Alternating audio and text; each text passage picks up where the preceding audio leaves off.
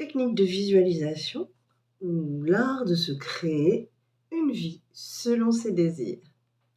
Alors notre cerveau, dont on ignore souvent l'usage, hélas pour nous, notre cerveau suit 2 boussoles. Éviter le danger, la souffrance, ou alors chercher le plaisir. Ce qu'il faut savoir avec notre cerveau, c'est qu'il ne fait pas de différence entre le réel et l'imaginaire. Et alors ça, pour certaines personnes, eh bien, c'est l'enfer de la rumination. La peur de l'avenir, le ressassement des fautes passées. Mais pour d'autres, savoir que l'imaginaire peut être un atout, un allié, c'est la clé du bonheur. En tout cas, il faut savoir utiliser cette petite faille.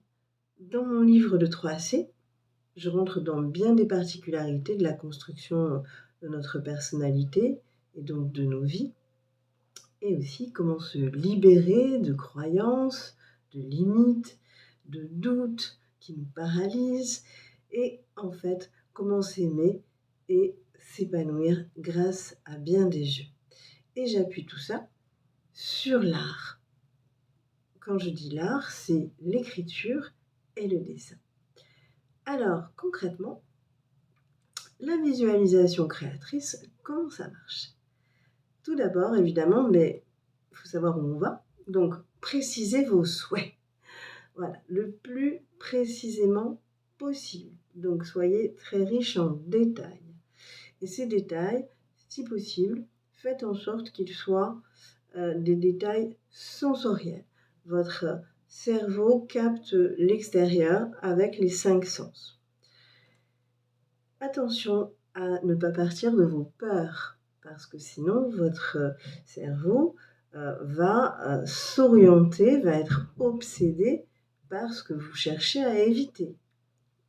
Et il vous y amènera.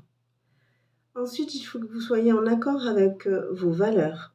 Il faut que ce soit authentique, parce que vraiment, vous avez besoin de cette piscine à débordement.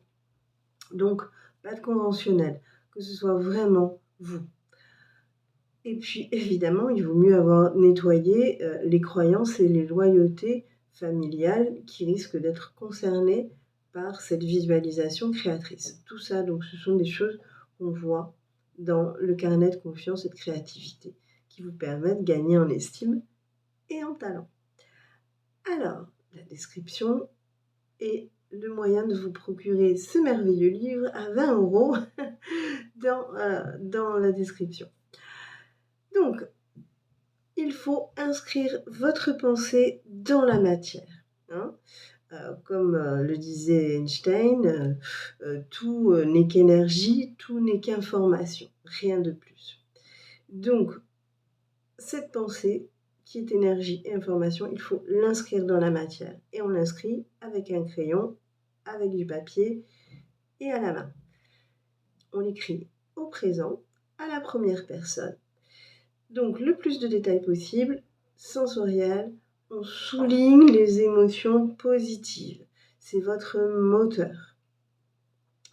Et puis après, vous répétez, vous réécrivez, vous l'écoutez, ce texte, vous en faites des mantras, etc., etc. Encore une fois, les mantras, les affirmations positives, toutes ces choses sont très très bien expliquées dans le carnet de confiance et de créativité, la méthode que j'ai écrite avec beaucoup de bonheur. Ensuite, vous pouvez aussi faire, et c'est ce que nous on fait sur les cours au Pays Basque, sur mes cours, on fait des tableaux. Mais on fait aussi des pages de ce carnet de voyage intérieur.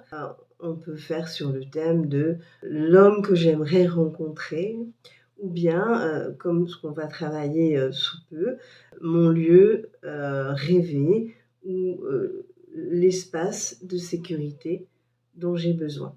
Voilà, et tout ça, ça se met en place, ça se met en page, et ça peut donc être placé bien en évidence chez vous, encadré, etc. Et c'est une source de stimulation pour votre cerveau qui va tout mettre en œuvre pour vous donner cette satisfaction, ce plaisir.